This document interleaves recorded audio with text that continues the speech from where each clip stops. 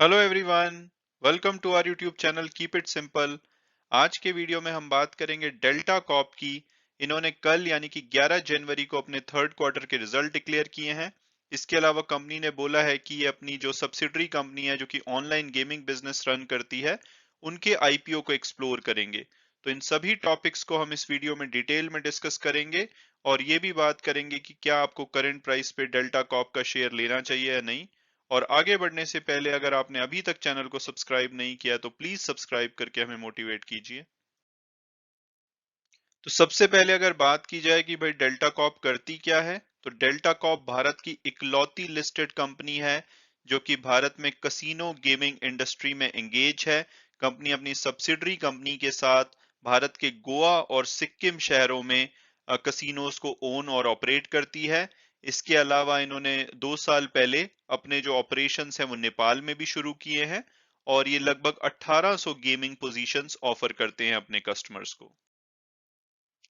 और अब अगर बात की जाए कंपनी के कसिनोज बिजनेस की, तो कंपनी के 3 ऑफशोर कसिनोज हैं गोवा में। ऑफशोर यानी कि ये शिप से इन कसिनोज को ऑपरेट करते हैं।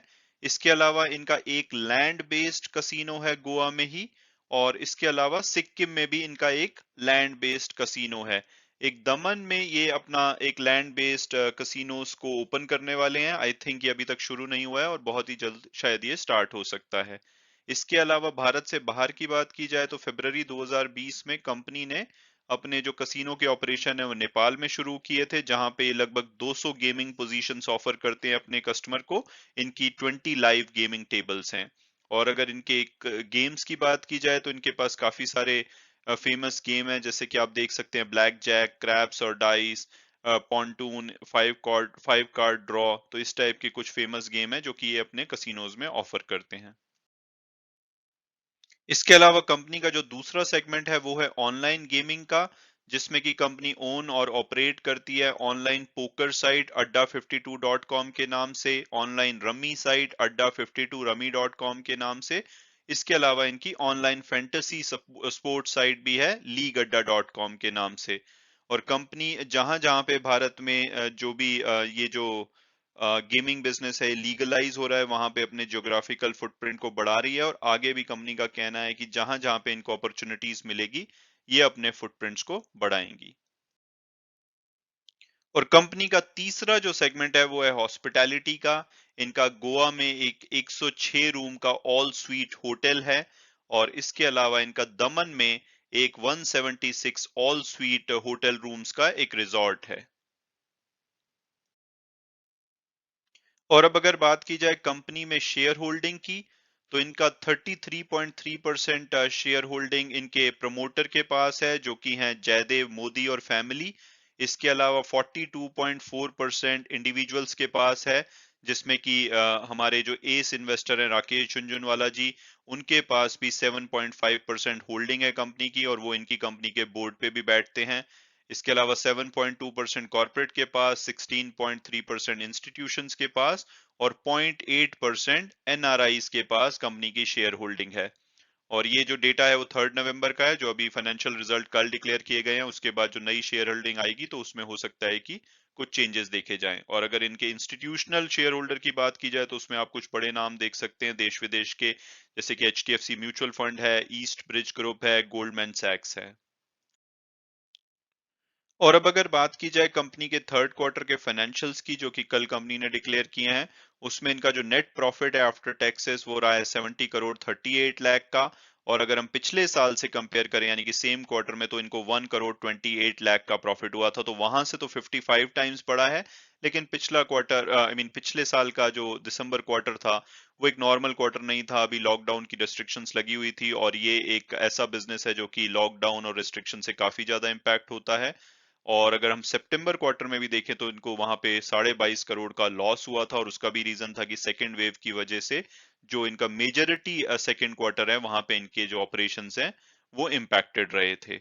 और अगर इनके रेवेन्यू की बात की जाए तो इस क्वार्टर में 247 करोड़ से भी ज्यादा का इनका रेवेन्यू रहा है, जो कि पिछले साल सेम क्वार्टर से कंपेयर करें तो डबल से भी ज्यादा बढ़ा है। और पिछले क्वार्टर यानी कि सितंबर क्वार्टर से 3 गुना से भी ज्यादा बढ़ा है।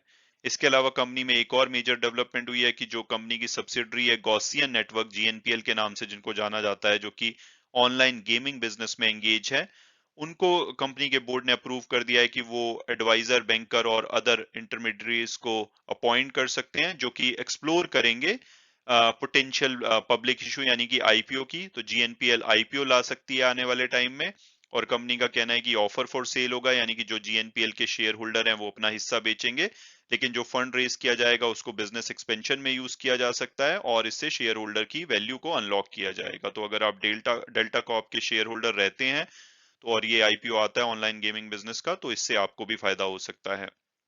इसके अलावा कंपनी ने बोला है कि कंपनी कंप्लीटली डेट फ्री है, और अगर कल को कोई उनकी लायबिलिटी और ऑब्लिगेशन उनके ऊपर आते हैं तो उनके पास एडिक्वेट लिक्विडिटी भी है जिससे कि वो अपने ऑब्लिगेशंस को मीट कर सकती है।